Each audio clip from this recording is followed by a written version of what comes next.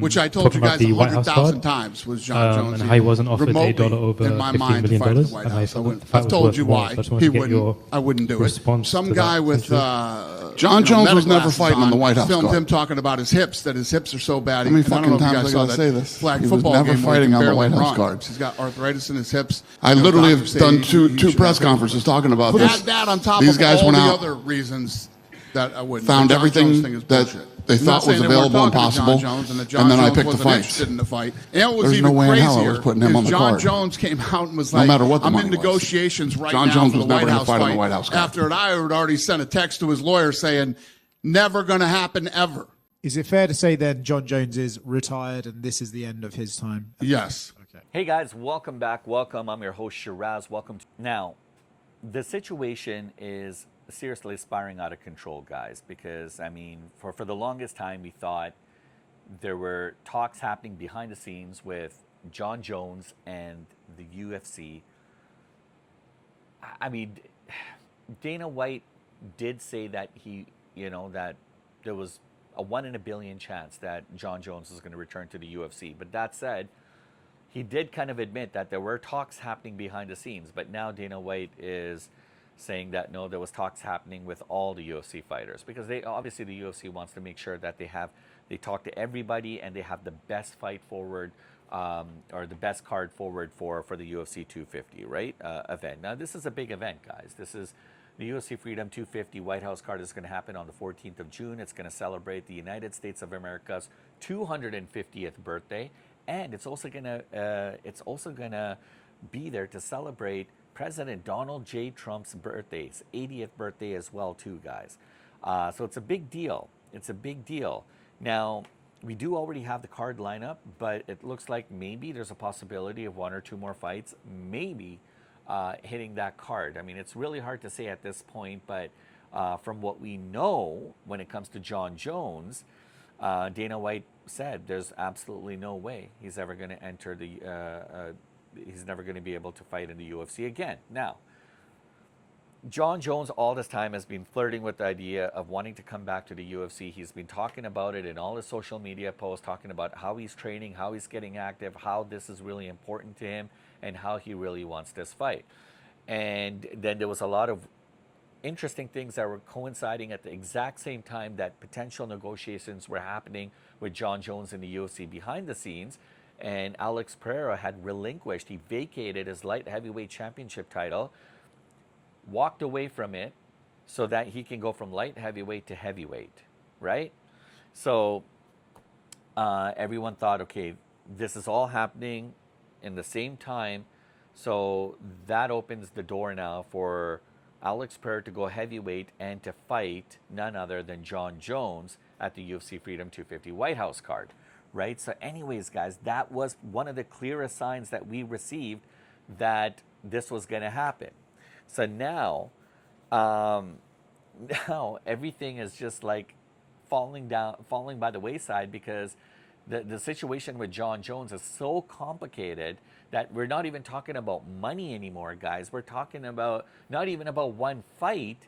We're talking about, could something more egregious have happened between Jon Jones and the UFC to the point where it completely fell out, where Jon Jones fell out of favor of Dana White and the UFC, where they didn't even want to talk to him after that. I don't know, guys. Here's the situation, okay? This is the latest breaking news when it comes to what's going on. Jon Jones came out just recently and said that he was ready. He was ready to fight at the UFC's upcoming White House card. But he says, although he was willing, ready, and able and prepared to step in, and the opponent that he was pushing for was Alex Pereira, which would obviously be a massive fight beyond proportions.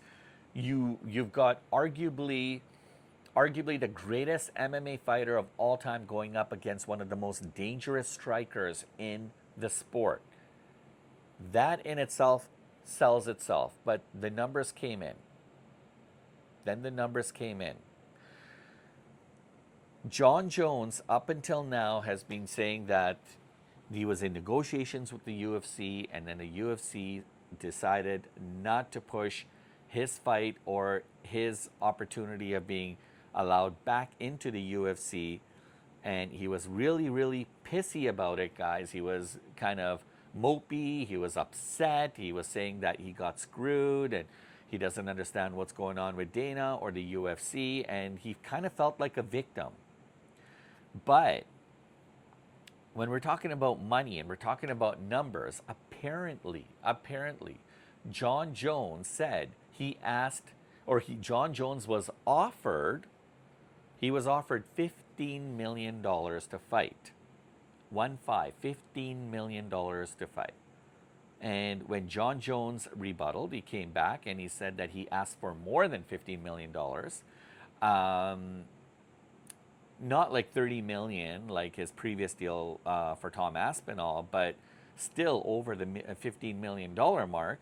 According to Jon Jones, the UFC didn't move at all. They wouldn't budge past $15 million. So technically, that's the reason that the negotiation stalled, apparently, and this fight is not happening. So instead, Pereira is now going to be taking on Cyril Gane for the interim heavyweight title, headlining UFC 250 at the White House. And just like that, one of the biggest fights you could make is right off the table. I mean, this is how quick that the UFC moves. UFC moves, in mysterious ways at times, but they're quick, they're fast. And Dana White, he's a no-nonsense kind of guy. He went in there, he's like, oh, okay, he wants more. He's trying to negotiate more. No, you know what? Just cancel it. We're out. We're done.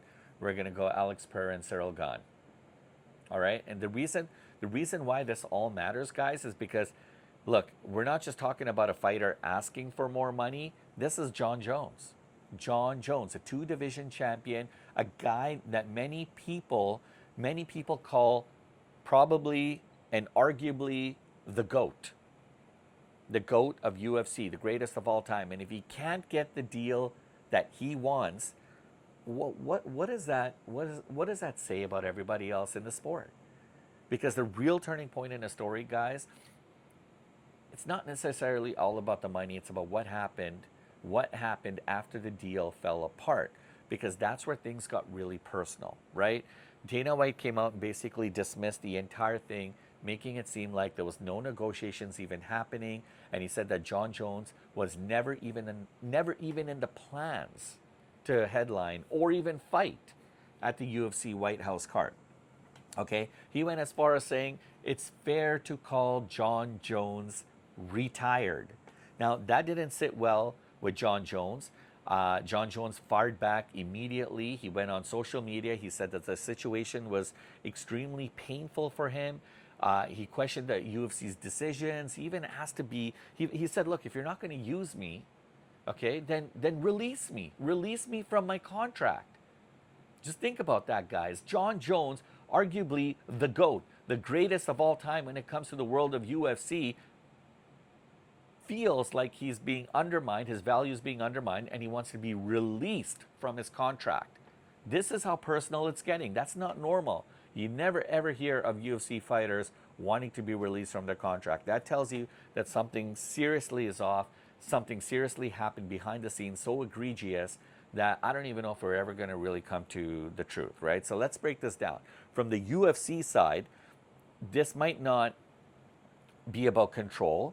The UFC has always been a promotion that sets the terms. They like to dictate the terms. They decide the value. They decide, the structure and how everything's going to be kind of like framed in a sense of the fight and on all aspects related to that. But they've rarely bent for any fighter, okay? Not even Conor McGregor, okay? Look, guys, Conor McGregor was supposed to be on this card. Sean Strickland was supposed to be on this card. Hamza Chimaev wanted to be on this card. Islam Makhachev, right? Not Islam Makhachev, but like Sean Strickland, Kobe Covington, Hamza Chimaev, Jon Jones. We're talking about some seriously big fighters. Even Kobe Covington guys I just talked about, right? I mean, they're not going to be on this card. So from Jones's side, I mean, we're talking about like legacy, leverage, all of that. But I mean, he knows, Jon Jones knows what his name brings. He knows the value. I mean, if he already got like $30 million on a previous deal, and he's asking for a little bit more than 15 million. Maybe that's reasonable. I don't know. For me, I've never seen that kind of money. So somebody offers you 15 million, heck, take it. Don't even think about it. Anyways, you got two sides to this whole thing, guys. One's protecting the business model, the other's trying to maximize the value, and neither one is backing down. Honestly, the reason that there's a bigger picture at play when it comes to all of this, guys, is really because when negotiations like this break down at this level, the show still goes on. Okay, so the White House card is still happening. The new main event. There's new matchups, but here's the problem, right? Because fans are already calling the card underwhelming. And that's where decisions like this start to have an impact, because usually when the people speak up really loudly, the UFC listens.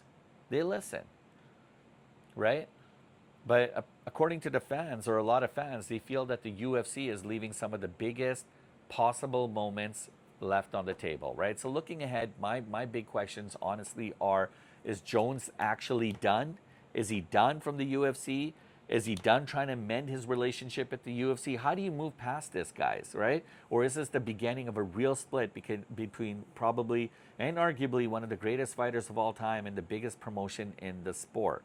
And for other fighters watching this might actually change on how they negotiate terms, right? I mean, because if Jones can't even move the needle, it tells you just how tough the system really is, and who maintains the power at the end of the day, right? So we're not just talking about $15 million anymore, guys. We're talking about control, we're talking about power, and who's in charge, who's the boss, who has it, who doesn't, and just how far can you push before the system pushes back at you. And right now, it looks like not even Jon Jones was able to find that limit. And that's my take on it, guys. I don't know. I want to hear your thoughts and comments.